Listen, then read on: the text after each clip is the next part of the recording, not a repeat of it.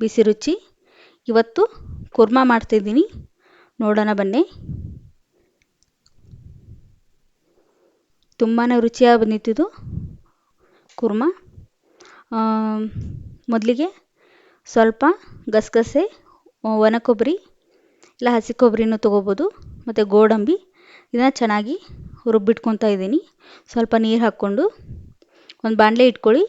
ಸ್ವಲ್ಪ ಎಣ್ಣೆ, ಸ್ವಲ್ಪ ಸಾಜೀರಿಗೆ, ಸ್ವಲ್ಪ ಜೀರಿಗೆ, ಸಾಸಿವೆ, ಒಂದು ಚಕ್ಕೆ,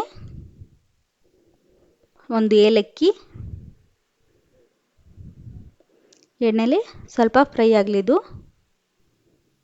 ಸ್ವಲ್ಪ ಇಂಗು, ಆಮೇಲೆ ಎಲ್ಲ ತರಕಾರಿ ತೊಗೊಂಡಿದ್ದೀನಿ. ಕ್ಯಾಪ್ಸಿಕಮ್ಮು, ಟೊಮ್ಯಾಟೊ, ಆಲೂಗಡ್ಡೆ, ಈರುಳ್ಳಿ, ಹಸಿಮೆಣಸಿನ್ಕಾಯಿ, ಕ್ಯಾರೆಟು ತೊಗೊಂಡಿದ್ದೀನಿ. ಇವತ್ತು ದೋಸೆ ಮಾಡ್ತಾಯಿದ್ದೆ ನಾನು. ಆಲೂಗಡ್ಡೆ ಪಲ್ಯ ಮಾಡೋಣ ಅಂತ ಅಂದ್ಕೊತಾ ಇದ್ದೆ. ಸೊ ಆಲೂಗಡ್ಡೆ ನೋಡಿದ್ರೆ ಒಂದೇ ಆಲೂಗಡ್ಡೆ ಇತ್ತು, ಆಮೇಲೆ ಒಂದೇ ಕ್ಯಾಪ್ಸಿಕಮ್ ಇತ್ತು, ಒಂದೇ ಕ್ಯಾರೆಟ್ ಇತ್ತು, ಆಮೇಲೆ ಸ್ವಲ್ಪ ಈರುಳ್ಳಿ ಇತ್ತು, ಹಸಿಮೆಣಸಿನ್ಕಾಯಿ ಇದೆಲ್ಲ ಇತ್ತು. ಸೊ ಏನು ಕುರ್ಮಾ ಮಾಡೋಣ ಅಂದ್ಕೊತಾ ಇದ್ದೆ. ಇದಕ್ಕೆ ಕುರ್ಮಾ ಅಂತ ಹೆಸರಿಟ್ಟಿದ್ದೀನಿ ನಾನು. ಆದರೆ ಸ್ವಲ್ಪ ಅರಿಶಿನ, ಆದರೆ ಇದನ್ನ ನಾನು ಎಲ್ಲ ಕಾಳನ್ನು ಮಿಕ್ಸ್ ಮಾಡಿದ್ದೀನಿ. ಇದಕ್ಕೆ ಸ್ವಲ್ಪ ಅಚ್ಚ ಖಾರದ ಪೌಡ್ರು ಮಿಕ್ಸ್ ಮಾಡಿದ್ದೀನಿ. ಇದಕ್ಕೆ ಕುರ್ಮಾ ಅನ್ನೋದ, ಏನು ವೆಜಿಟೇಬಲ್ ಕುರ್ಮಾ ಅನ್ಬೇಕಾ, ಏನು ಕಾಳು ಕುರ್ಮಾ ಅನ್ಬೇಕಾ, ಸ್ವಲ್ಪ ಧನಿಯಾ ಪೌಡ್ರು, ಸ್ವಲ್ಪ ಜೀರಿಗೆ ಎಲ್ಲ ಹಾಕ್ಕೊಂಡಿದ್ದೀನಿ. ಇದು ಟೇಸ್ಟ್ ಅಂತೂ ಅದ್ಭುತನ ಬಂದಿತ್ತು, ತುಂಬಾ ರುಚಿಯಾಗಿ ಬಂದಿತ್ತು. ಇದಕ್ಕೆ ಕುರ್ಮಾ ಅಂತ ಹೆಸರಿಡೋಣ ಏನು ಅನ್ನೋದನ್ನೇ ಗೊತ್ತಾಗ್ತಾಯಿಲ್ಲ. ನಾನು ನಿನ್ನೆ ಕಾಳು ಸಾಂಬಾರು ಮಾಡಬೇಕಂತ ಕಡಲೆಕಾಳು, ವಟಾಣಿ ಅದೆಲ್ಲ ನೆನೆಸಿಟ್ಟಿದ್ದೆ. ಆಮೇಲೆ ಡೈಲಿ ಹೆಸರು ಕಾಳು ಮತ್ತು ಮಡಿಕೆ ಕಾಳು ಅದನ್ನ ನೆನೆಸಿ ಇಟ್ಟಿರ್ತೀನಿ ನಾನು. ಸೊ ಅದನ್ನೂ ಸ್ವಲ್ಪ ಸ್ವಲ್ಪನೇ ಇತ್ತು. ಸೊ ಅದನ್ನು ಎಲ್ಲನೂ ಹಾಕಿ ನಾನು ಥರ ಈ ಕುರ್ಮಾ ಅನ್ಬೇಕು ಏನಂತ ಗೊತ್ತಾಗ್ತಾಯಿಲ್ಲ. ನಿಮಗೆ ಈ ರೆಸಿಪಿ ನೋಡಿ ಏನು ಹೆಸರು ಇಡಬೇಕು ಅಂತಲೂ ಗೊತ್ತಾಗ್ತಾಯಿಲ್ಲ ನನಗೆ. ನಿಮಗೇನಾದರೂ ಈ ರೆಸಿಪಿಗೆ ಈ ಥರ ಹೆಸರಿಡಬೇಕು ಅಂತ ಏನಾದರೂ ಅನಿಸಿದರೆ ಅದನ್ನು ಕಮೆಂಟ್ ಮಾಡಿ, ನಾನು ತಮ್ಮೇಲದ್ದು ಹೆಸರು ಚೇಂಜ್ ಮಾಡ್ತೀನಿ. ನಾನು ಸುಮ್ಮನೆ ಈಗ ಕುರ್ಮಾ ಅಂತ ಹೆಸರಿಟ್ಟಿದ್ದೀನಿ ಇದಕ್ಕೆ.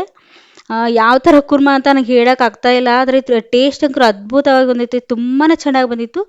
ಒಂದ್ಸರಿ ಟ್ರೈ ಮಾಡಿ ನೋಡಿ. ನಿಮಗೆ ಕಮೆಂಟ್ ಆದರೂ ಮಾಡಿ, ಇಲ್ಲಾಂದರೆ ನೀವು ಒಂದ್ಸರಿ ನಿಮ್ಮ ಮನೇಲಿ ಈ ಥರ ಮಾಡಿ ನೋಡಿ. ಎಷ್ಟು ರುಚಿಯಾಗಿ ಬಂದಿತ್ತು ಅಂದರೆ ನಮ್ಮ ಮನೇಲಿ ಎಲ್ಲರೂ ಚಪ್ಪರಿಸ್ಕೊಂಡು ತಿಂದರು. ಆ ಥರ ತುಂಬಾ ರುಚಿಯಾಗಿ ಬಂದಿತ್ತು.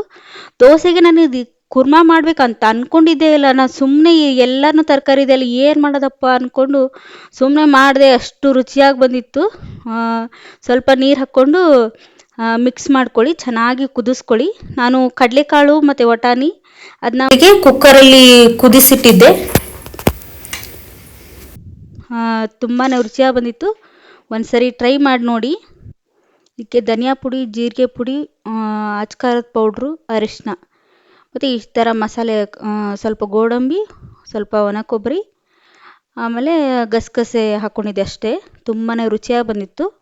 Thanks for watching. ಇಂಥ ಒಳ್ಳೆ ರೆಸಿಪಿಗಳನ್ನು ಕಲಿಯಲು ಲೈಕ್ ಮಾಡಿ, ಶೇರ್ ಮಾಡಿ, ಸಬ್ಸ್ಕ್ರೈಬ್ ಮಾಡಿ. ಮುಂದಿನ ರೆಸಿಪಿ ಜೊತೆ ಮತ್ತೆ ಸಿಗೋಣ. ಧನ್ಯವಾದಗಳು.